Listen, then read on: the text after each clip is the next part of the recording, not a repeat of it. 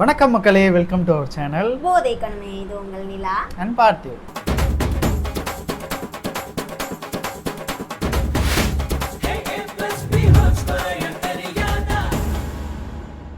இன்னைக்கு நம்ம என்ன பார்க்க போறோம் அப்படின்னு பார்த்தீங்கன்னா, தலைவன் தலைவியிலிருந்து ஆகாச வீரன் ஒரு பாடல்.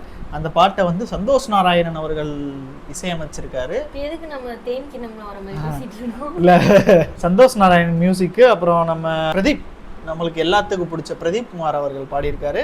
அப்புறம் தீயும் பாடியிருக்காங்க. ஸோ அந்த பாட்டை நம்ம பார்த்துடலாம்னு நினைக்கிறேன். நித்யா மேனன் இருக்காங்க, விஜய் சேதுபதி இருக்காங்க, மற்ற எல்லாரும் இருக்காங்க. வாமா மின்னலு ஆல்பம் மாதிரி.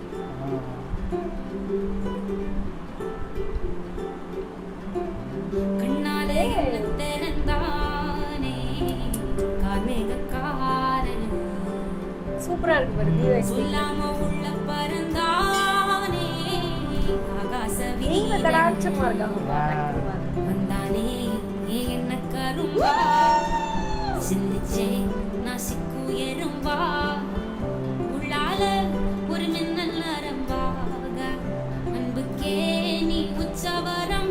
இவங்க பேர் செம்மையா இருக்குல்ல? ரெண்டு பேருமே கரெக்டா இருக்க மாதிரி இருக்கு.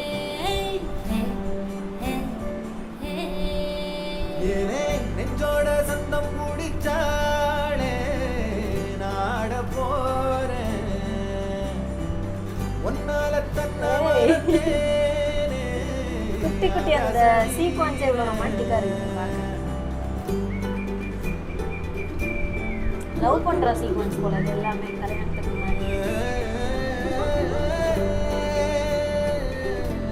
நேச்சுரலா இருக்கு. பழைய சாப்பாடு சாப்பிட்டு பார்க்காத வண்ணத்துல நீதானே எண்ணத்துல தாக்காத தையல் விழியே எதி பார்க்காத சொந்தத்துல கேட்காத நேரத்துல வந்தாளே மின்னல் சிந்துதே அந்த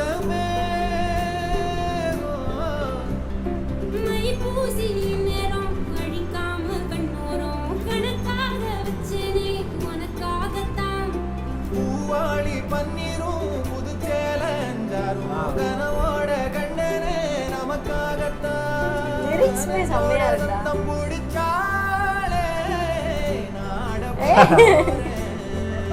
எவ்வளவு நேச்சுரலா இருக்கு பாரு. நடிப்பு மாதிரி மறந்தேனே ஆகாச வீரன்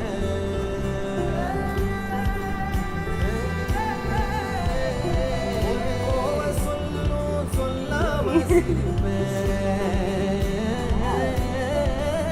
இது டக்குன்னு பார்க்க கூட மேல கூட வச்சு சாய்வார்.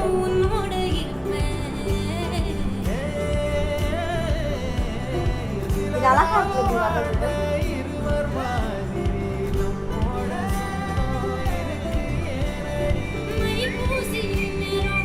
பின்னாடி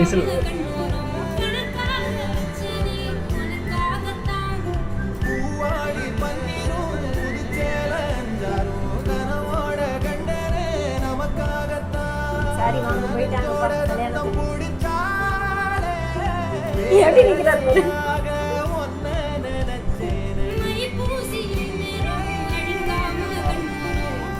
மாதிரி ஒரு நாள் தூக்கிட்டு வந்திருக்கேன். எல்லா கட்ட போய் நீங்க எல்லா கட்ட போய் நான் தான் என்னைக்குமே தூக்கி வந்திருக்கேன். நீ எது நானும் தூக்கி இருக்கேன்.